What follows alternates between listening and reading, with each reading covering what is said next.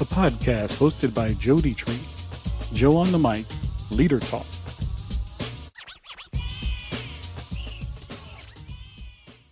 All right, guys, we are back with a new episode. We have a special guest today. I'd like to welcome Justin Bell. He is a follower of Jesus, an entrepreneur. He spent 13 years in vocational ministry as a pastor and has spent over 16 years as a business owner with a 7+ figure revenue. Awesome. Justin is CEO of Right Hand LLC, a company specializing in Amazon FBA, which is fulfilled by Amazon, selling and consulting. With his love for both family and business, Justin decided to launch the Faith Plus Business podcast, super awesome, to equip entrepreneurs to follow the way of Jesus. After spending 7 years in the friend zone, which we're going to talk about later, God brought him and his lovely wife, Lauren, to the end zone, and they have been married since 2009. Congratulations. Justin and Lauren live in Los Angeles, California, with their 4 cute and crazy children, Eden, Asher, Isaiah, and Jordan. Hey, Justin, welcome, man. Hey, Joe. Thanks so much for having me, man. I appreciate the opportunity to come in and be on this awesome podcast. Oh, bro, I thank you for coming on. And can you tell us a little bit about what you do? Because I want everybody to be introduced to Amazon, fulfilled by Amazon, e-commerce, because you're doing an outstanding job. And I've been following you, and you've even had some challenges out there to help people understand that there's a e-marketing or e-commerce, out there that is, you can earn 7 figures. Can you tell us a little bit about that? Yeah. So, thanks for asking. So we have a couple of different aspects of our company. Mm-hmm. So on, one hand, we do have our own Amazon business where we sell our own products. Do something called private labeling and FBA, as you talked about, fulfilled by Amazon. And so we sell our own products on Amazon. So that's like one sector. The second sector is we provide consulting training for those who are sellers on Amazon, all the way from, somebody wanting to go through a free challenge up through, joining our academy, our coaching, and we even, we'll run Amazon businesses for larger, businesses that are doing 7 and 8 figures per year. And then in our third category of our business is our podcast, the Faith Plus Biz podcast, where we talk about following Jesus as an entrepreneur. So that's what I do to keep out of trouble. Hey, you know what? And the reason why I brought Justin on is because I want to give people the open big picture about how they can be an entrepreneur. Because entrepreneurship, people like to talk about, I want to open up a brick and mortar, which is, a storefront and things of that nature. But I also want Justin, to open you guys up to the e-commerce way of thinking and doing things. Because he talked about white label, and I'm going to ask him later on about what the white label is, because I know the definition, but he's going to introduce to you guys some ways of thinking. Because I want, because I'm a veteran. Everybody knows I'm a veteran. Today's Veterans Day. Yes, and thank you for serving our country, as I said before, and want to reinforce that. I appreciate it. Well, thank you very much. It was my honor and pleasure. But this is also a tool for veterans to see some of the ways when they transition out of the military, of how they can do business, or a way that they can do business besides just a normal brick and mortar, which might cost a lot, because you got to get a building, you got to start getting permits, you got to do this, you got to do that. But with Fulfilled by Amazon and e-commerce, Justin is going to show us a little something here, that you guys can learn from him. And like I said, he provides training, and I've seen some of his training, and he's very excellent. But can you tell us a little bit about what exactly is Fulfillment by Amazon? Yeah, so there's so Amazon is it is a lot like eBay in the sense that it is an open platform that anybody could jump on and sell on. And so there's different ways to sell on Amazon, and you can sell your own products, or you can resell other people's products. And if you've ever noticed on Amazon, when if you've ever seen the little link where it says there's 50, sellers from, 49.99 and up. If you click that little small link, you all of a sudden see there's all these sellers that are selling, this product. So those are what would be called resellers that are reselling, a product. And so there's a whole like, subculture here of different sellers on Amazon that do all these different things. And so what we do is we private label our own products, which all that means is that we don't make our own products, but we'll hire a manufacturer who will create our products for us according to our specifications, and then they'll put our company's information on the label so that to the consumer, it's, they don't know whether it was made by someone else or by us. And that's honestly, that's how a lot of things are really made. And so from there, we do something called Fulfilled by Amazon. And the beauty of Fulfilled by Amazon is that it's just like it sounds. It's not fulfilled by you as an individual, but it's fulfilled by Amazon. So those products are actually at Amazon's warehouse. And every time somebody buys one of your products, Amazon packs it up for you and they ship it out to the customer, and they even deal with like returns and a lot of customer service type things. So the whole business model essentially becomes decentralized, which is really where the world is going. The world is going to decentralization. And so you're able to, save money, like you said, Joe. Like you don't have to, pay rent for an actual building. I mean, I've been working, from home. We don't have a business space. I've been in business for 16 years or whatever my bio said. I can't even remember anymore. Hey, I got 4 kids. I can't remember anything. But, I've been in business for a long time, but I've never actually even had a physical location, following just a decentralized, model. And so what's nice about that is it's very scalable, but by nature. So, it doesn't matter to me, as far as my time goes, whether I sell 1 product a day or 500 products a day. It's the workload is essentially the same.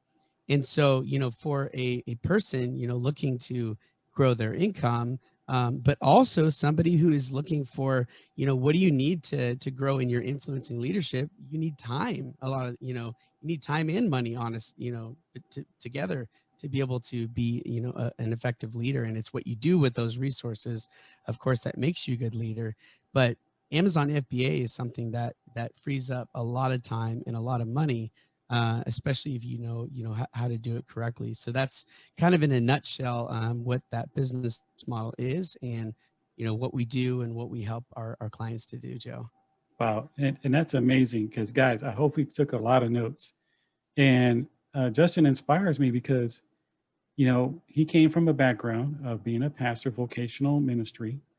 And he came to a point, and I'd like for you to explain it, he said, hey, you know what? I need to think outside the box here for me and my family. But can you explain to us, Justin, like, what was the deciding factor? Where was like the aha? It's like, look, I need to do something here. I'm going towards FBA. Yeah, that's a great question. So, I mean, I had all my time of being a pastor, I had various businesses, on the side that we were, running. We did some marketing stuff. We had a pool contracting company, for a while that we had going on. And I was always interested in business. So I always had something kind of going on the side. And I started to become really, really interested in Amazon FBA. And it actually started when I came up with an invention that I was so excited about. And I went and I approached a mentor who, ran a big company. And he told me that my idea sucked. He said, that's not a good invention. It will never make any money. But I had mentioned that I wanted to sell it on Amazon. But he said, but selling it on Amazon is an incredible idea.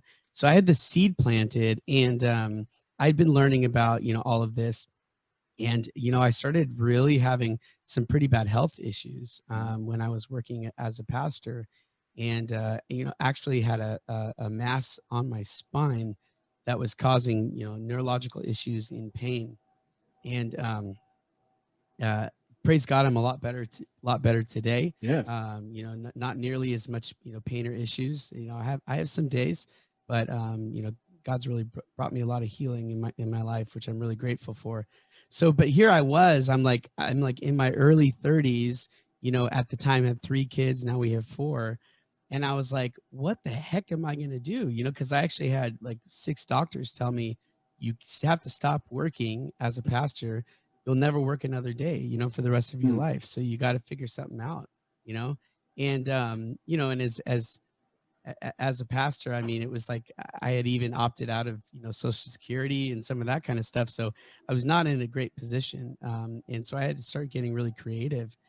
And I've been, learning all this FBA stuff, and I've been starting to research some products.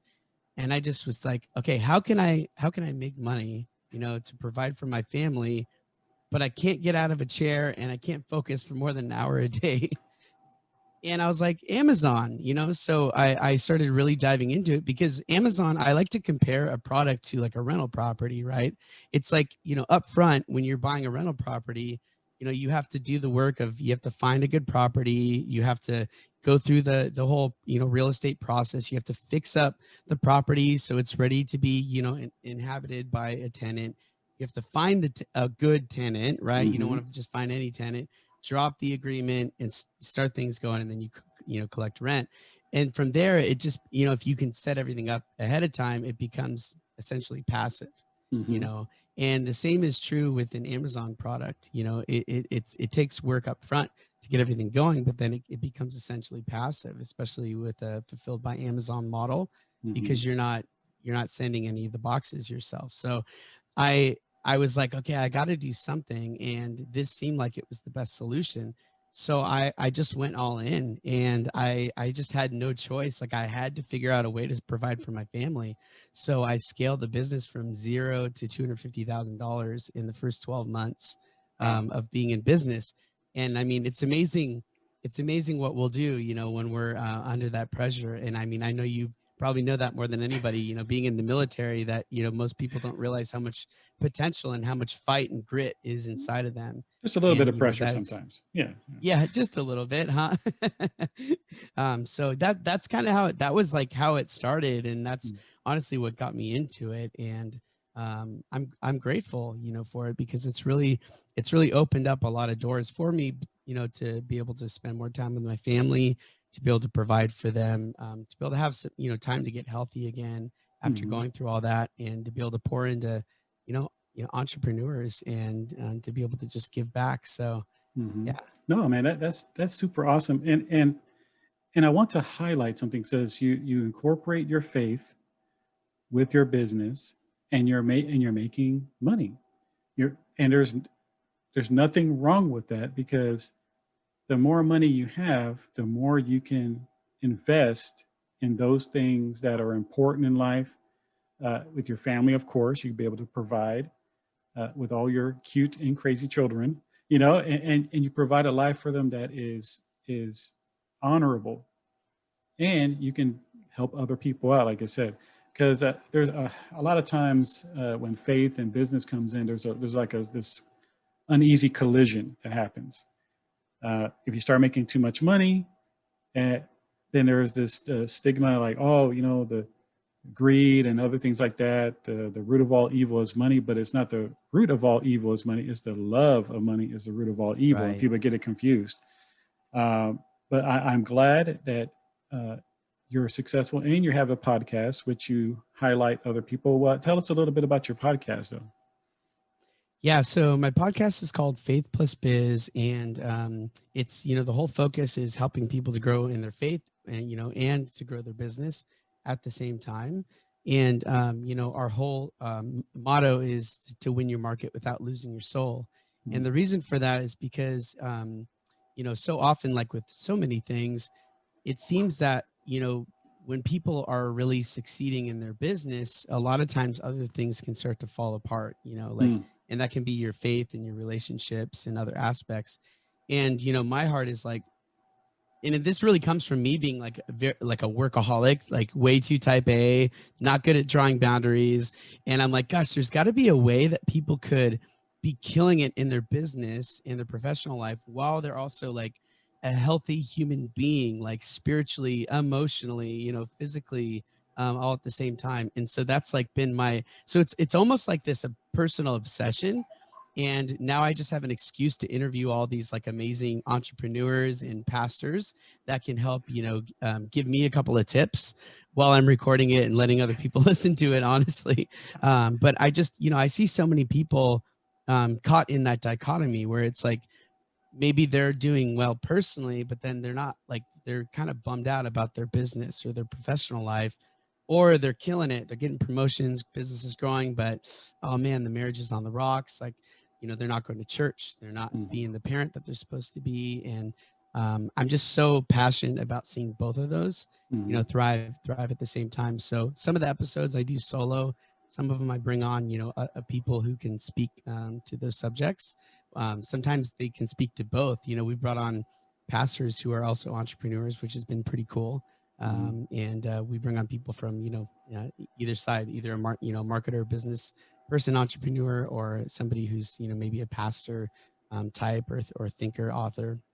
So doing all of this, now that you're generating 7+ figures of income, doing the FBA with Amazon, doing the white label, doing the podcasting, and it seems to me, all right, just to me, that God has brought you on this path for this purpose, to be able to talk to business people about doing business and faith, bringing that dichotomy together so there's no cognitive dissonance about, how Yeah, they're doing great in their job, but life at home is horrible.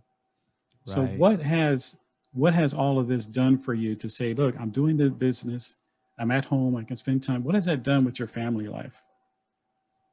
Well, it's definitely been, a lot better. It's been so good just to connect with my kids. And, I'd be lying to you if I said I was always in balance and that things are always, going perfect. I still have a lot of days where I, working too many hours and, constantly, working on adjusting that. But I'll tell you what, like, having even the fact that I have that podcast, it really holds me accountable and keeps me, in check, which I don't think that people need to, do something like that just to have that Right. sort of life. But it's just been, it's been so much better. And I think, especially for me, like I had, such a love of, the Lord and serving people. And I thought that the only way for me to do that was to be a pastor. Mhm. And at this point, I can just see that although I really enjoyed it and it was a great season that I'm thankful for, that wasn't what I was supposed to be doing. And, a lot of I love that you brought up cognitive dissonance. A lot of my cognitive dissonance, you learn big words when you talk to Joe. That's the lesson. Okay.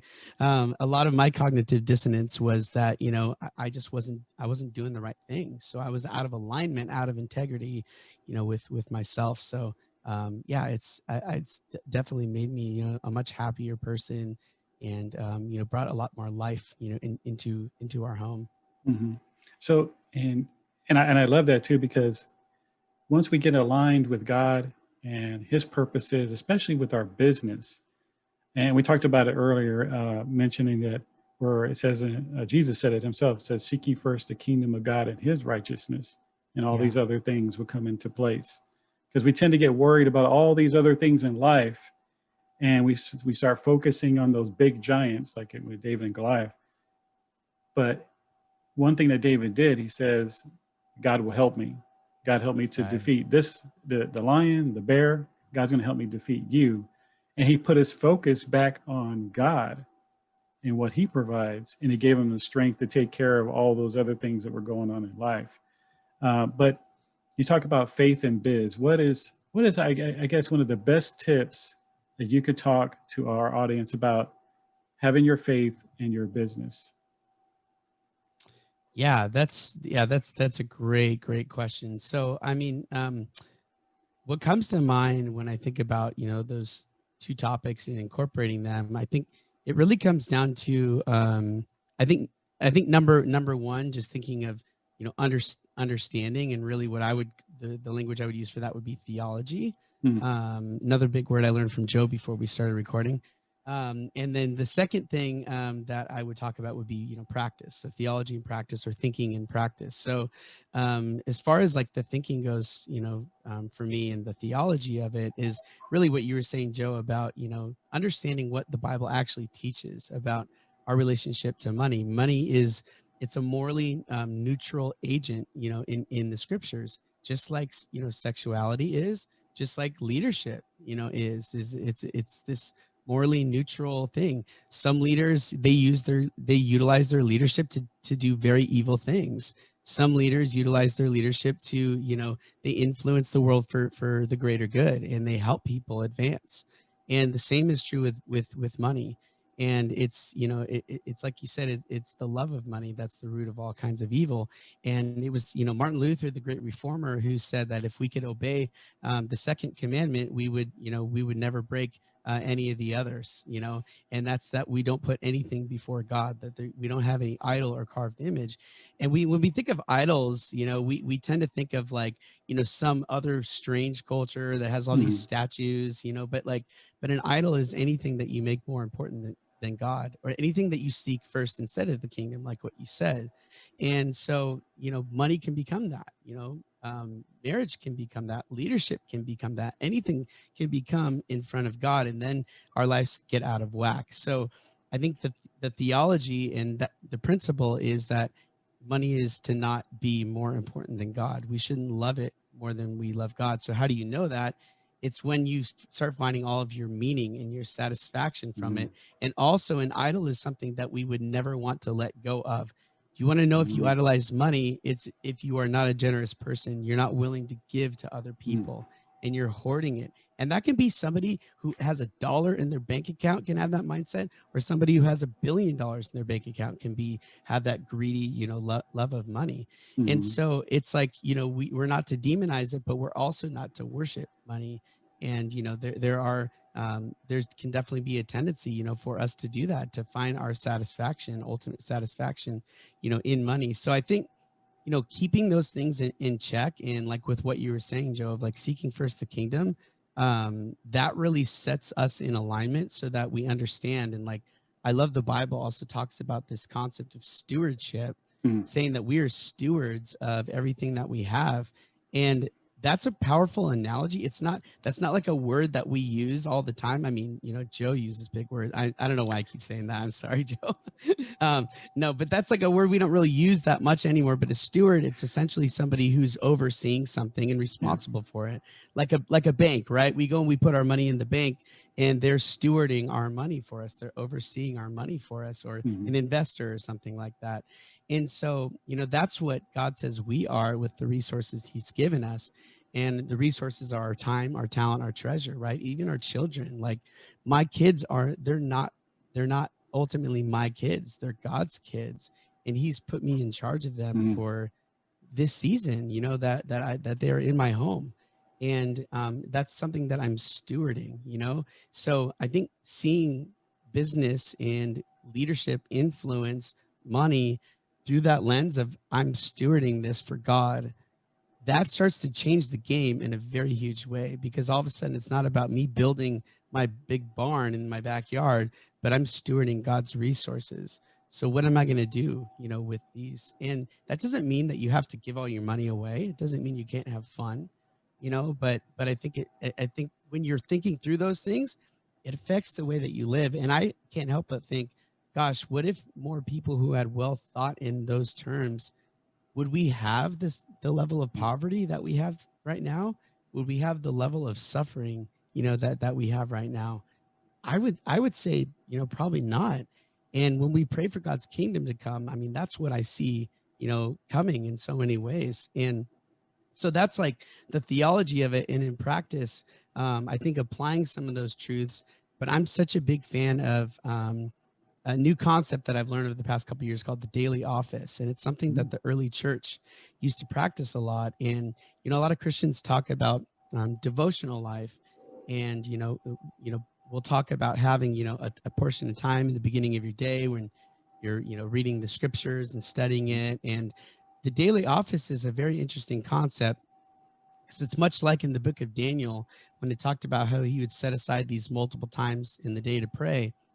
In the earlier church, throughout church history, instead of having like some big chunk of the day in the beginning of the day, they would break this up into smaller portions throughout the day. Mm. When, and even if you go to some of these like other cultures, you'll hear like bells ring and stuff. And that's like a time for people, to pray or to practice some sort of spiritual discipline. So for me, like doing that throughout the day and mixing it up, it keeps it fresh because I tend to get in a rut, and it's like I always think about if I was taking my wife on the same date for 10 Oh, years in a row, it'd start to get pretty stale, and that's what a lot of us do in our walks with God. Like we got the same routine, and it's like we're in a relationship, and it's even compared to marriage. It's like we wouldn't do that to our wife, so we shouldn't do that to God.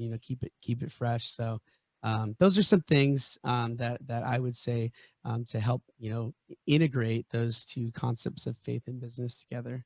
wow, man, that's some gold right there. Y'all should have took down some notes. If you haven't, rewind it and take down some good notes right there.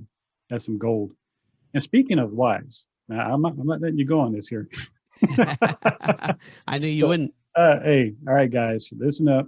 All right, he said he was in the friend zone for 7 years in the friend zone. How did you do it, brother? Got to get some tips. Got to help these brothers out that are over here in the friend zone. They want to be out of the friend zone. From the friend zone to the end zone, That's right? right. Yeah. Yeah. So I met my wife when I was pretty young, actually. I was only 14 Oh, years old when I first met her, and I like immediately just fell for her. I had just become a Christian myself, and I grew up in a trailer park, and ah, the trailer park, the girls like cigarettes, and sneaking out at night, and I met this girl that all of a sudden she loves Jesus and she's beautiful. And I'm like, she ain't like them trailer park girls, and so I just immediately fell in love with her. And I was praying one day and I just said, God, I want to marry her. And um, I really like believe that I heard God audibly say to me that I was gonna marry her. that's what we all say. And That's what. Yeah, but we'll yeah, go I know. ahead. I know. It's not like I wanted to hear that or anything, right? So yeah, you could make the argument that I just wanted to hear that, right? Yeah. um, and so anyway, so I felt very strongly about that. But the problem was is that she just didn't see me that way at all, and just saw me as a friend. So we had these like 7 years where it was like I kept thinking maybe something was going to happen, and she just still saw me as a friend. And couple things happened that really changed it. And you know one was that I really started taking a lot more initiative. And before I had this approach where and this is maybe, I don't know, maybe more of the younger generation, like, but like I was almost waiting for her to come to me, where like Mm, I think as a man and as a leader, especially, and not to be sexist, but like I think a man, needs to go out and like, be very clear. And so I think maybe some men that are listening to this and you're stuck, maybe you're sitting around, you're waiting for her to show up, like, and you need to like go and ask her on a date, look her in the eyes, say, I would like to go on a date with you. You smell good. I'm going to take you somewhere, not a place that has a spork, right? A real meal, and you're going to pay for it. Don't go Dutch. It's not Christian, right? And you're going to take care of this girl, and look her in hey, the eyes. And so like, that was one of it. It was like taking initiative, not just like, oh, hey, I kind of think I have, that was like one. But the other was like, I can't take credit for, is that she actually had dreams, Joe, for 4 nights in a row about us, like me walking into a room with kids, and we were married. And she was like kind of freaked out by it wow. and was like, what the heck? And she woke up after the fourth night of that and was like, what is going on? And the difference is that she didn't necessarily want to hear God say this, right? But she heard God say to her that we were going to get married. And she instantly started, she had feelings for me, totally. It wasn't like she's like, I'm just going to obey God and marry this guy I don't really like, and yeah, so I mean, gosh, we only dated for 7 months and got married, and we've been married for 11 years now. um, Awesome, man. four Congratulations. kiddos. So yeah, that's how it happened. It's kind of Hey, crazy. hey, guys, you know what? I believe there was might have been some fasting and praying too going on there for her to get those dreams and God, For talk to her sure. about it. For Oh sure. man, that is very, very cool, man. I am so glad to have you on. And guys, if you hadn't felt the heart of Justin and his compassion about how to do business right, how to do e-commerce, Facebook, fulfilled by Amazon. Guys, check him out. And Justin, at work, where can they find out more about you? Yeah, probably the best place is to, you can connect with me on Instagram. My handle is I am Justin Bell, at I am Justin Bell. You can also go to faithplusbiz.com, which is our podcast website, and connect with me over there. Guys, he has some very good training. I saw him training. He's a good leader, as you can see. He's a faithful at home. He understands the difference of having a business, just to have a business, and having a business with purpose. And that's what I got out of this. And he has a very good story about how he met his wife. Very patient man.